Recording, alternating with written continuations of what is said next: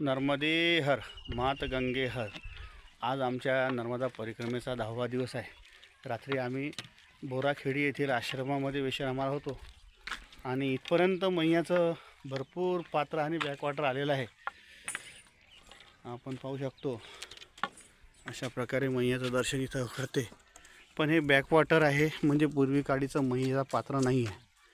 त्यामुळे हे ओलांडून पुलाच्या जहाजीच्या माध्यमातून जाता येतं।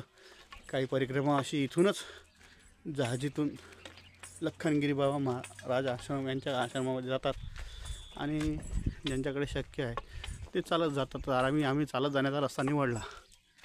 नर्मदे हर माते गंगे हर जटा शंकरे हर। जय श्रीधर बाबा, जय श्रीधर बाबा, जय श्रीधर बाबा। नर्मदे हर। इथनं लखनगिरी बाबाच्या आश्रमासाठी जायला या पुलाखालून तिकडच्या कडेनं बोटीची व्यवस्था आहे, पण आपल्याला परिक्रमा चालत करायची आहे। त्यामुळे आपण चाललो आहे नर्मदे हर। ज्या ठिकाणी अपवादाने जहाजीचा उपयोग करावा लागते तिथेच आपण उपयोग करू। नर्मदे हर, नर्मदे हर, नर्मदे हर, नर्मदे हर। मातश्री नर्मदे हर।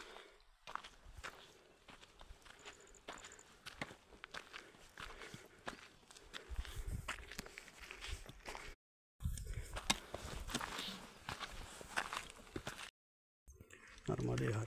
समोर जो पहाड दिसते, पहाड ओलांडला की नंतर एक खाडी येईल। त्या खाडीमधून जहाजीतून बसून लखनगिरी बाबाच्या आश्रमाला जाता येते। नर्मदे हर। आता सकाळचे 11:05 झाले। नर्मदे हर या मैयाने आम्हाला चहा प्रसाद दिली आणि इथून पुढे जाण्याकरता अन्नक्षेत्र लखनगिरी बाबा आश्रम हा बोर्ड आहे, इथून पुढे जायचं आहे। नर्मदे हर, नर्मदे हर। लखनगिरी बाबाच्या आश्रमात जात असताना हाच तो पॉईंट आहे। इथून मैयाचं बॅकवॉटर भारताच्या नकाशाचं स्वरूप घेते। सरदार सरोवर डॅम झाल्यापासून इथे भारताच्या नकाशाचं एक स्वरूप दिसतंय। नर्मदे हर। मातश्री नर्मदे हर, नर्मदे हर, नर्मदे हर। थोडं जवळून बघा।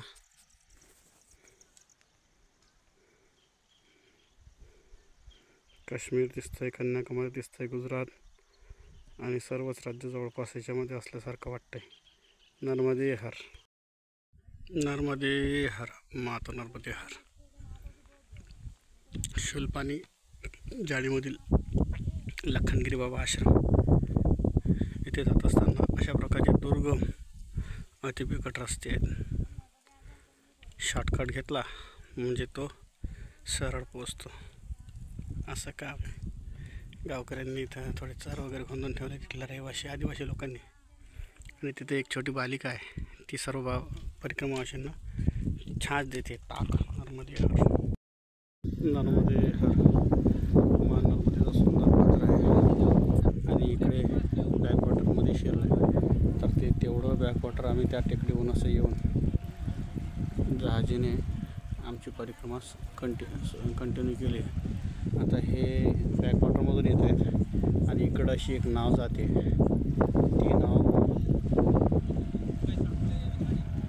त्या मागच्या जहाजीचा पॉईंट होता तिथून येते, म्हणजे येताना ती मैयाच्या पात्रातून अशी येते। म्हणून आम्ही ते टाळलं आणि इकडचं जे बॅकवॉटर आहे इकडून असं येताना आलो। आणि हा जो समोर दिसतोय हा शियाराम बाबांचा आश्रम आहे।